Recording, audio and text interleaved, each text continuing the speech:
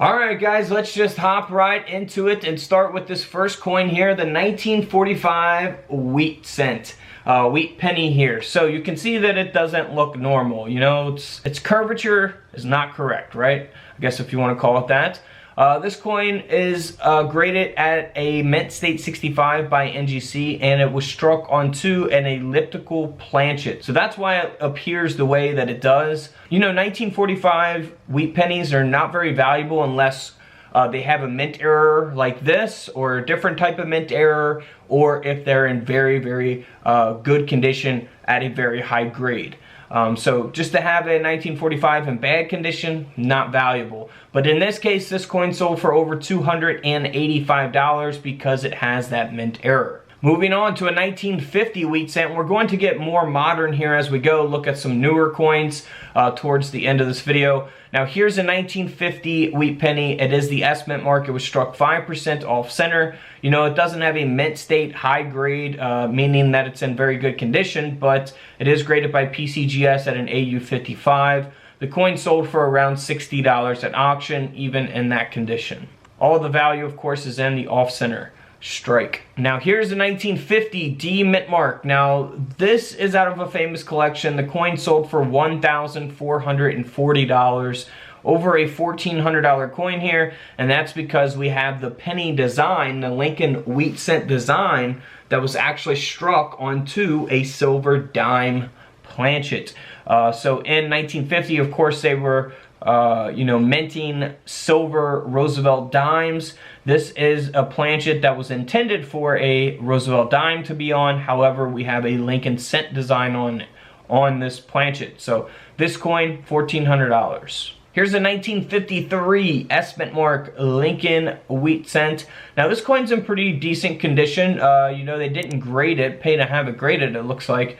But it is authenticated as a mint error. The coin has been struck through, and you can see that there on the obverse of the coin.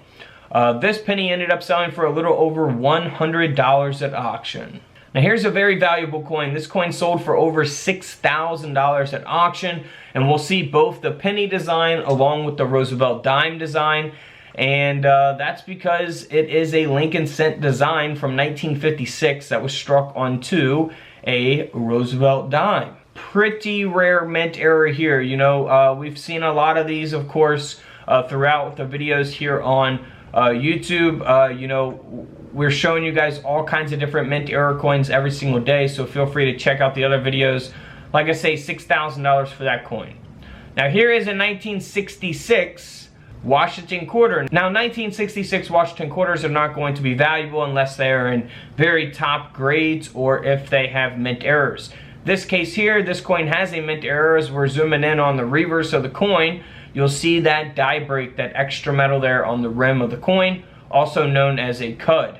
Now on the opposite side, you'll see that it's faded out the last 6 digit there of the date a little bit. You can look for these on all kinds of different coins, not just quarters, and all kinds of different placements of the coin as well. You know, not just on, you know, the top right side of the coin. It could take up half of the coin or a large portion of the coin, or even be smaller than this die break here. This coin ended up selling for $95 at auction. Here's a 1968 Washington quarter. Now in 1968, these quarters are not supposed to be silver. 1964 was the last year that they produced silver quarters for you know, circulation, regular business strike quarters at 90% silver. So 1968, not supposed to be silver at all. However, this quarter was actually struck onto a 90% silver planchet that they used in the year 1964 and prior. So always pay attention to the edges of your coin, the weight of your coin, the look of your coin. You know, it's very easy to distinguish a silver quarter from a non-silver quarter. I have videos on that as well. And this is a proof coin. So very, very nice coin here. This coin sold for over $11,000 at auction, graded by PCGS at a proof 64. Super rare coin there.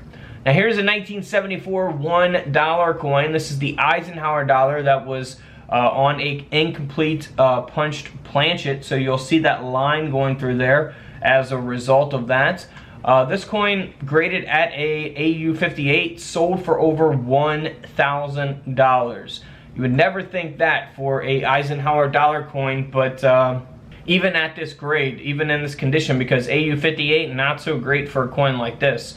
Over $1,000, all the values in the mint era and the collection that it came out of. Now this is the same type of error on the 1974 Kennedy half dollar coin here, graded at a mint state 63. This coin here ended up selling for a little over $400 at auction.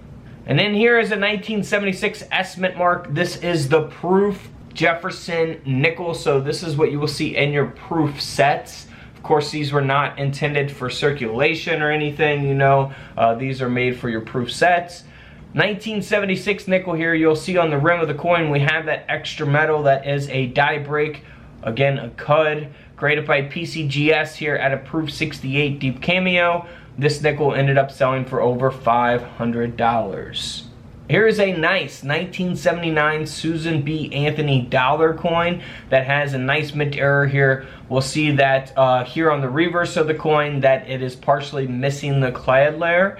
And the coin sold for over $310 at auction because of that mint error. So super nice mint error there, graded by NGC. Here's a 1999 Kennedy half dollar coin that sold for over $5,000. Can you believe a coin like this that looks like this sold for $5,000? $5,280 to be exact. And that's because the coin was struck onto a copper core. So it does not have any outer clad layers. It's just got that inner copper layer of the coin. And that is what the design of the coin, the Kennedy half dollar design, was struck onto, the inner copper core of the coin. Graded by PCGS at an AU58, $5,280. Unbelievable. So always check your coins. You never know what you got in an old coin collection that you may have inherited, or coin rolls from the bank, or even in your pocket change. And don't forget to subscribe in the middle. Feel free to check out the videos to the left of me. And until tomorrow, I'll see you guys in the comment section below. This is Couch Collectibles, and this is where I disappear.